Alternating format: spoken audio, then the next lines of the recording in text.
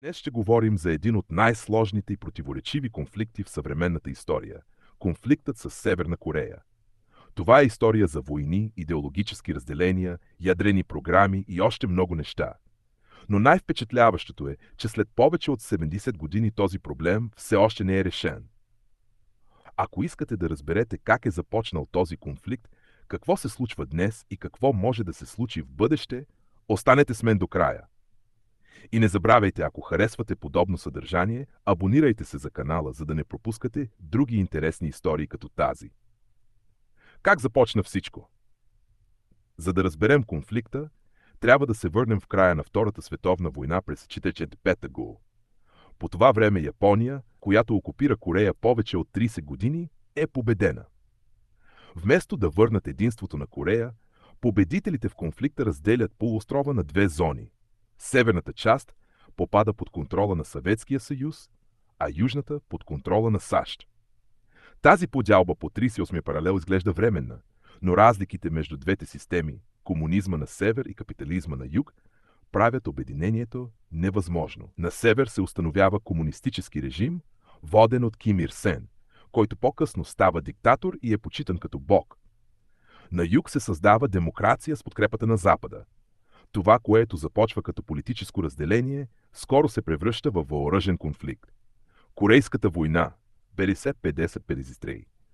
Конфликтът избухва през 1950 г., когато Северна Корея с подкрепата на Съветския съюз и Китай нахлува в Южна Корея. Целта им е да обединят целия полуостров под комунизъм. САЩ и други страни от ООН се намесват, за да защитят юга, докато Китай изпраща войски, за да подкрепи севера. 3 години продължава тази брутална война. Милиони хора умират, а градовете са напълно разрушени. В крайна сметка, през 1953 г. се подписва примирие, временно споразумение за прекратяване на огъня, но не и мирен договор. Това означава, че технически двете Кореи все още са във война. Линията на примирието, известна като демилитаризираната зона DMZ, става една от най-строго охраняваните граници в света. Северна Корея – изолация и милитаризация. След войната Северна Корея приема политика на крайна изолация. Под идеологията Чучхе, което означава самодостатъчност, страната затваря вратите си към света. Ким Ир Сен, а по-късно синът му Ким Чен Ир и внукът му Ким Чен Ун запазват тоталитарен контрол върху населението.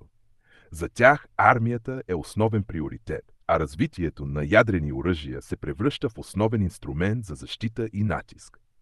Проблемът с ядрената програма на Северна Корея започва през 60-те години, но първите ядрени тестове се извършват през 2000-те години. Днес страната разполага с ракети, способни да достигнат Япония, Южна Корея и дори САЩ. Според режима тези оръжия са необходими за защита от евентуално нападение, но светът ги възприема като заплаха. ООН налага санкции, за да спре развитието на ядрените оръжия, но Северна Корея продължава да напредва. Ким Чен Ун използва тази програма като средство за преговори. Ако искате да спрем, трябва да ни дадете нещо в замяна.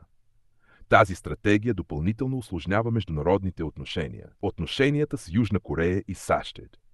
Връзките между двете Кореи са постоянен баланс между напрежение и опити за диалог. Имало е моменти на сближаване, като срещите на върха през 2018 и 2019 г., където дори се обсъжда ядрено разоръжаване. Но също така е имало и сериозни кризи, като потопяването на южнокорейски кораб през 2010 г. и многократните изстрелвания на ракети към Японско море. САЩ също не са в добри отношения с Северна Корея. Въпреки историческите срещи между Доналд Тръмп и Ким Чен Ун, не беше постигнато конкретно споразумение. Северна Корея продължава да разглежда САЩ като свой основен враг и използва тази риторика, за да оправдае военната си програма. Вътрешната ситуация в Северна Корея. Междувременно животът в Северна Корея е изключително труден. Страната е напълно изолирана, населението няма достъп до интернет или информация от външния свят. Държавната пропаганда контролира всичко, издигайки лидера като спасител. Но за тази фасада хората живеят в глад, бедност и с ограничени човешки права. Защо този конфликт е важен за света? Конфликтът с Северна Корея засяга не само Корейския полуостров, но и целия свят. Един грешен ход или недоразумение може да доведе до опустошителна война, особено когато става дума за ядрени оръжия. Освен това, хуманитарната криза в Северна Корея не бива да се пренебрегва. Милиони хора страдат под режим, който поставя армията на тяхното благосъстояние. Заключение и призив за действие. Конфликтът с Северна Корея е пример за това колко сложно е да се решават политически и социални проблеми, които са се трупали десетилетия наред. Но това не означава, че е невъзможно. Дипломацията, макар и бавна и трудна, остава най-добрият път към мир. Ако това видео ви беше интересно и искате да научите повече за международни конфликти, история или актуални събития, не забравяйте да се абонирате за канала. Харесайте видеото, споделете го с приятели и напишете в коментарите кои теми искате да разгледаме в следващите видеа. Благодаря, че бяхте с мен и ще се видим в следващото видео.